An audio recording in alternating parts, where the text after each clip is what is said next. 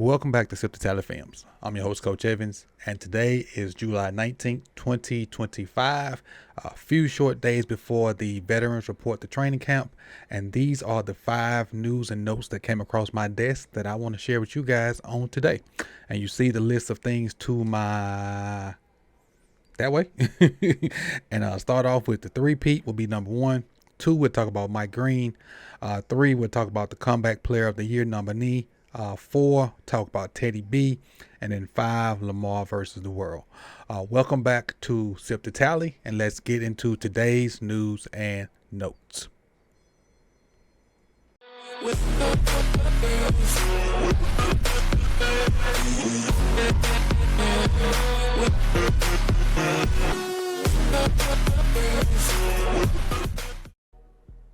All right, welcome back. And let's start by tapping that like button. Costs you nothing. Takes about 15 seconds. Go ahead and hit a thumbs up. It helps the channel out more than you know, and I appreciate you guys for doing so. First topic, Ravens three-peat. And so pulled this article that came across my desk, and it says the Ravens can make history in 2025 by winning the AFC North for the 3rd straight time. Now, we all know that's not the goal, but let's just humor me here for a second. Analyzing NFL rosters on paper, and the best built team in the league is defending Super Bowl champions Philadelphia Eagles. Right after them is Baltimore. That's also the case on the field. Philly and the Ravens were clearly the 2 best teams in the league last year, even if Baltimore did fall short of making the Super Bowl. That's why it doesn't matter what other teams in the division did this offseason. The Ravens are still by far the best team in the group. That's also why being the first team to three-peat as division champions will be a special accomplishment, but will also be viewed as a bare minimum accomplishment for this talented team. And I agree. Winning the division is the minimum goal. Like if we got a stair ladder of goals, like if you put your goals and your minimum goal at the bottom and the Super Bowl at the top, winning the AFC North should be the very first ladder, like the minimum goal. So I agree with that, but also that will be an accomplishment to win the AFC North for a 3rd straight time and to establish dominance in that conference with Lamar Jackson as the quarterback. And also that would be winning the AFC North 3 straight times for Todd Monken as well. So just establishing dominance means a lot to me, and I think it should be a stepping stone to get to the ultimate goal, which is the Super Bowl in 2026, but it'll be the 2025 season. All right, next up, number 2. The logjam of second-round picks not signing is officially starting to dwindle down. Somebody gave a second-round pick a guaranteed contract, and that created a logjam of the picks around that signing. And we know how the guaranteed contract thing goes. And with the collusion case, it's reopening back up, and then the NFLPA guy, he resigned, and all that other stuff while he was making it rain in Tootsies with NFLPA money and in Magic City. It's just a mess from the NFLPA right now. But the next person didn't get a guaranteed contract, so that opened up the door for everybody else to start signing, and Mike Green is no different. The article goes on and says, Mike Green is signed with Baltimore Ravens, the team announced on Thursday. Green signed a 4-year, $7.4 million rookie contract. He was the last of Baltimore's 11 draft picks to sign. Green will see a signing bonus of more than $2 million. Green led the NCAA Division I FBS in sacks with 17 for the Marshall Thundering Herd last season, and expected to have an immediate impact at outside linebacker. He totaled 22.5 sacks and 144 sack yards lost, and the most tackles by a defensive lineman with 84. Before Green signed, only 2 other second-round picks had signed, and that's because of that logjam I talked about. But now Green is here. He'll be able to participate in practice. I don't know what they're doing, what the rookies are doing now, but whatever the rookies are doing now, he'll be able to participate in it. And then when the veterans get there and they actually start the whole practice, he'll be able to do that on Wednesday as well. But I'm glad to see Mike signed, in camp, in practice.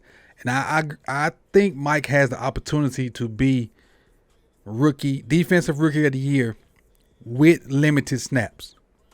That's how explosive I think Mike is. And because he's not a run game liability, even if he plays in situational football and they happen to run the ball, he's not that big of a liability, in the run game. So going out on a limb, Mike could potentially be. Well, let me take that back. Mike could be the Ravens offensive. Well, I screwed that up. Mike could be the Ravens rookie of the year. Put it like that. Even though I know Malachi's probably gonna start, I just from what I saw with him versus Ohio State, and then people say like, he played at Marshall. He can't do that versus everybody. Go watch the tape versus Ohio State. He was the only player that could be on the field with them guys. But we'll see. And even with my blunders, you know what it is. I ain't cutting it out. It is what it is. All right, number 3. CBS Sports names running back Keaton Mitchell as a comeback athlete. The article goes on to say, as a rookie, Mitchell carried the ball 47 times for 396 yards and 2 touchdowns, averaging an impressive 8.4 yards per carry. And we know he was breaking off inside zones left and right behind John Simpson like it was nothing.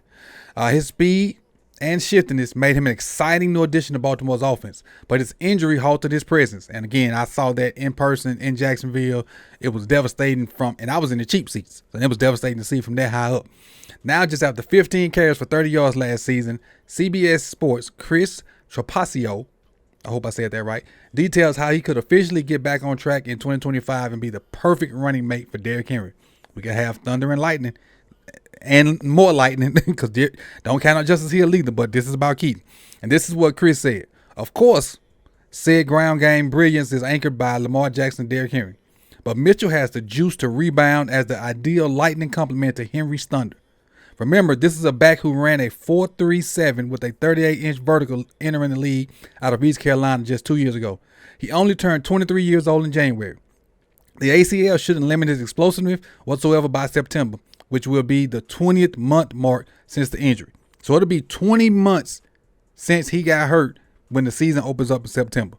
He also goes on to say, this will be ideal for Baltimore. As great as Henry is, the team doesn't want to run him into the ground. And I agree with that too. He shouldn't get all those carries that he got last year. And having another productive back like Mitchell will help that. If he can stay healthy and demonstrate the skills he showcased as a rookie, he'll certainly have a role in the Ravens offense. And all right, so little question for you guys. What would be a significant amount of yards for Keaton Mitchell to have this season as far as a great compliment to Derrick Henry and Justice Hill? And we know Derrick Henry pushed for 2,000 yards last year, but do we want that kind of wear and tear on Henry again? I'm going to say a good 600 yards for Mitchell would be great to compliment Derrick Henry. Derrick Henry get you 15, Keaton Mitchell get you 6, and Justice Hill get you 4. And, Justice Hill going to catch the ball out the backfield probably more than either one of those guys. But what do you think? Let me know in the comment section what you think about what's the acceptable amount of yards for Keaton Mitchell to be a good compliment to Derrick Henry and Justice Hill. And number 4. The article said hidden talents in the AFC North. But when I got down to this one, it said not so hidden talent from the 2025 draft in the AFC North, and it was Teddy Buchanan. It says Teddy Buchanan, the Ravens have a history of finding value in the NFL draft. By the end of the 2025 season, linebacker Teddy Buchanan will be on that list of value draft picks. Selected with the 129th overall pick in the draft, the former Cal Bear linebacker will compete alongside Roquan Smith as the team's weak side linebacker. Keep in mind it said compete, not start, because we got Trent Simpson. But some of us are up and down on Trent Simpson. We know we're going to get. The article goes on to say with an impressive NFL combine, which he recorded the highest vertical jump, 40 inches. The athleticism of Buchanan will shine on the veteran Ravens defense. In recording 114 tackles and 5 sacks last season with Cal, the Ravens rookie can cover well in space and find ways to get to the ball carrier and make plays. He'll impress in year 1 and shine as a playmaker. I don't know what the bottom of it say. But I think not only Teddy Buchanan, there are 2 UDFA inside linebackers that are going to push Trent Simpson. Now, to me, Trent Simpson by far has all the tools to be the guy next to Roquan. But if he slips or goes back into whatever went on last year, I think Buchanan and the kid from Memphis and the kid from Iowa would be right there to like, look, keep messing up if you want to. You come over here and get on this oak. And come on and we'll get in there and do whatever they ask us to do at a high level. Keep on. Keep on. And that's where it's gonna be. But I got high hopes for Teddy Buchanan, whether it's playing beside Roquan or having hellified special teams reps this season. All right, this is what we're here for. Lamar versus the world. Lamar has been getting slandered all throughout the media. And not for nothing he did. It's for what they think he can't do. Ryan Clark is the latest that I've seen to mention Lamar.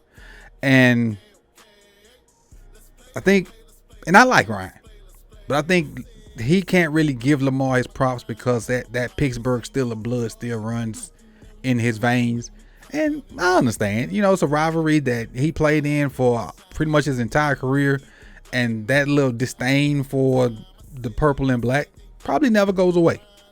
So the little pop shots go here and there, but let's see what Ryan had to say. It says Ravens rival claims Lamar Jackson lacks the clutch gene. And I'll read like the first and the last paragraph. It says Baltimore Ravens quarterback Lamar Jackson ranked the number 4 quarterback in the league behind Patrick Mahomes, Josh Allen, and Joe Burrow. Now I will say this: those 4 guys are the creme de la creme. No matter how you have them ranked, whether you have them ranked like this list has, or vice versa, with Lamar up top and Joe, then Pat, then Josh, those 4 are the creme de la creme. And it's a shame that all 4 are in the AFC and have to battle each other to get to the Super Bowl every year. Because seeing 2 of those guys against each other in the Super Bowl would be absolute, and how the meme go, cinema. Would be absolute cinema. But let's keep going. It says there's a reason Lamar Jackson has as many MVPs as Patrick Mahomes, but the executives and the coaches voted him the 4th best quarterback, Clark said. It's not because they haven't seen him play better in the regular season than Joe Burrow. I haven't seen him play better in the regular season than Josh Allen. It's because those guys have actually shown up in the playoffs. Jackson is coming off arguably the best season of his NFL career. In 2024, he threw for a career high 4,172 yards. And I don't know what to say, but 4 interceptions, 3 of which were not his fault. 41 touchdowns. And he almost rushed for 1,000 yards. Says, however, the 2-time MVP failed to help get the Ravens over the hump in the playoffs, once again losing 27-25 to the Bills in the divisional round. It wasn't all his fault. Tight end Mark Andrews had a costly fumble in the 4th quarter, then dropped a wide open pass in the end zone on the 2-point conversion that would have tied the game. Now, and this is what I want to focus on right here. Clark understands that, but still doesn't think it's an excuse. If I hand Derrick Henry the ball and he has a wide open hole and he gets tackled 15 yards down the field and he fumbles, 8 can't do nothing about that. If the defense goes out and gives up 50 points, 8 can't do nothing about that. If Rashad Bateman runs the wrong route and it's a timing route and Lamar throws it well if Rashad Bateman's supposed to be, Lamar Jackson can't do nothing about that. So why is that any different?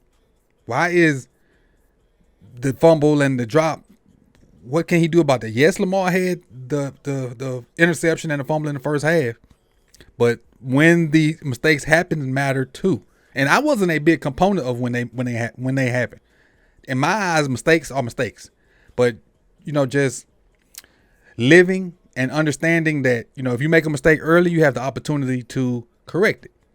And I made the analogy earlier in this week, like if I come out and I shoot 10 threes in the first half and I miss the first 10, and then I come back in the 4th quarter and I hit the last 5, who cares about them first 10 I missed? Nobody. And so that's kind of the same situation. But let's keep going. He says, I get it. To put it all on Lamar is a lot, Clark said. But the reason that these dudes are sit at the top of the greatest of all time conversations is because of how they lift their teams in the playoffs. And we haven't seen Lamar do that yet. It may be a bit ironic coming from Clark, whose former team hasn't won a playoff game in the past 8 years. 1, 2, 3, 4, 5, 6, 7, 8. 1, 2, 3, 4, 5, 6, 7, 8. Hadn't won a playoff game in the last 8 years. But Baltimore is starting to run out of excuses as it continues to field one of the best rosters in the league every year. So, not going to blame him for having the best roster. That ain't on him. He's showed up in the playoffs. Lifting the team, is that a trait of a good leader? Yeah, it is. It is. But did we bash Peyton this much? Peyton ain't win Super Bowl till what, 28, 29? John Elway didn't win Super Bowl till they started running the ball. And John Elway could throw it all over the place. Just keep that same energy that y'all have for them folks for Lamar. And Lamar's doing more at 28 than some of them guys ever did. Or 27, whatever Lamar is. So I'm just really just tired of, and I've been seeing everybody talk about this, and I really didn't want to give it too much energy, but I just got tired of seeing it, so I brought it up. So let me know what you guys think about all the discredit and the discourse and the hate and the vitriol for Lamar Jackson and his exploits in the football season. So I appreciate you guys for coming out, man. Y'all could have been anywhere in the world, but y'all chose to be here with me. Do me a favor. If you like the content, like the video, hit that subscribe button. Hit the bell so you'll be notified when the rest of this content drops. And do me a favor. Grab a link to this video. Share it on your socials so we can get this channel growing. We're pushing toward 11,000. We're less than 100 away from 11,000. So let's try to get to 11,000 before the season starts. And I appreciate all that you do, man. Peace and love, y'all. Enjoy the rest of y'all day.